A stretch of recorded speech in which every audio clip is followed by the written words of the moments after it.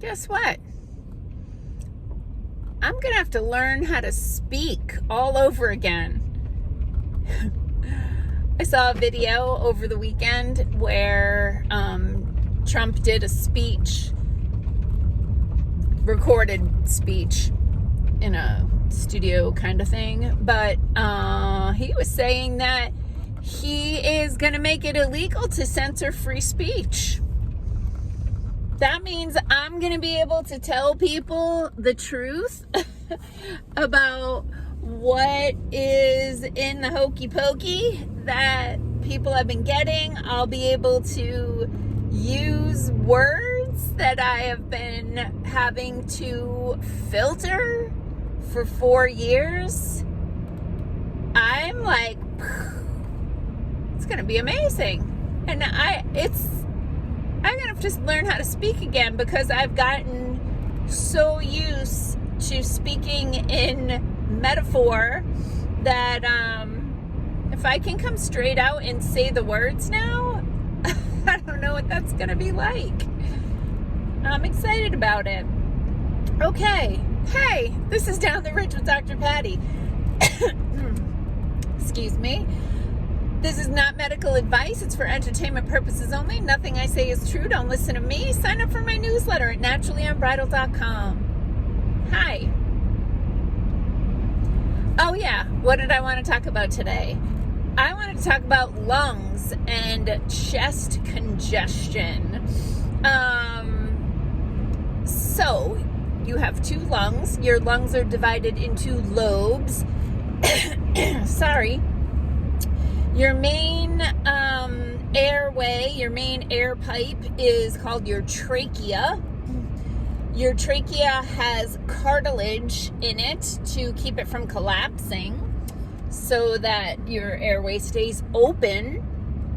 And when you breathe in through your nose, it's like putting your finger on the hose, and it will go deeper into your lungs than if you are mouth breathing directly into your trachea.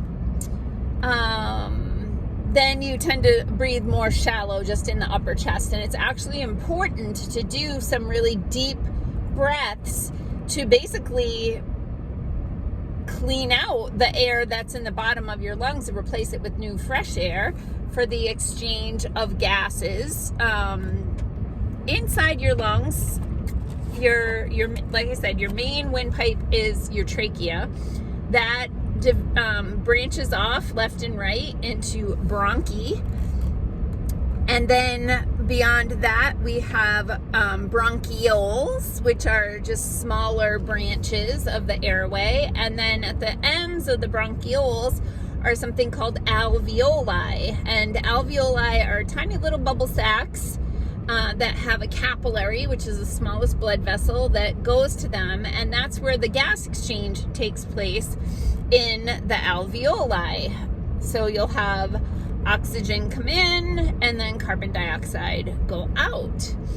But what can happen if you have some lung inflammation from a respiratory infection or some kind of irritation or allergen, you can get fluid in the alveoli.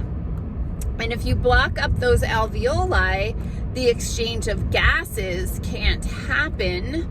And then, you have lower oxygen levels, etc. And so ideally, you don't have any mucus in your lungs. You don't have any inflammation or fluid in your lungs. Pneumonia is when you have fluid in your lungs, and then there's often bacterial pneumonia, which means you have an infection where microorganisms called bacteria have gotten into your lungs, and they are eating your lungs as food, and they're creating inflammation, plus they're pooping out toxins, creating more inflammation. Your body responds to that inflammation with mucus. And so then you get the productive cough. So anytime someone asks me, like, what do you have for a cough? I want to know, dry cough or productive cough? Meaning, are you coughing up phlegm? And if you're coughing up phlegm, I don't need to see it, but what color is it? Brown can indicate that there's been some blood. Green or yellow can indicate an infection, and then the white, milky white, clear tends to just be that immune response mucus trying to soothe the inflammation.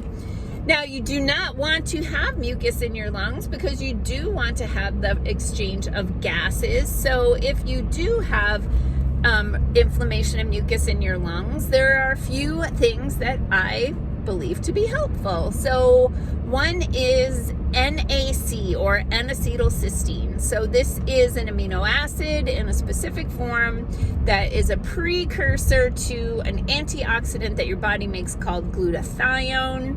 But NAC is really great for reducing lung inflammation, breaking up mucus. So it does come in capsules.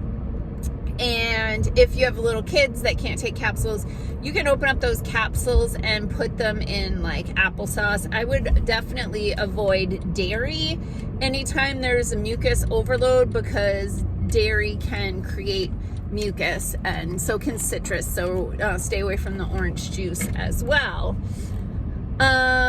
So definitely NAC. Then sambucus, or elderberry, is also good for immune system and for lung and mucus. So we do have some elderberry products at the office that are formulated for children, so they're more likely to take them than NAC powder in applesauce. Myrrh is an herb that is really great for the respiratory system, can help with the sinuses all the way to the lungs.